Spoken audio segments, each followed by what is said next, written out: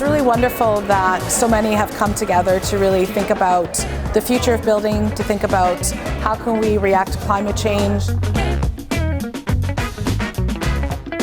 But there are some difficulties, we have some challenges to solve. We have to solve the fire resistance, the cost.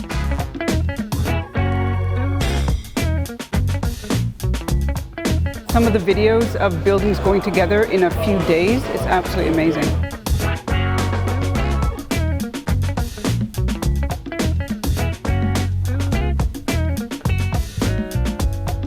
Really interesting and exciting to have so many different areas of expertise all surrounding mass timber coming together and really demonstrating that it takes a lot of different professions, a lot of different people, a lot of different walks of life to make it all happen.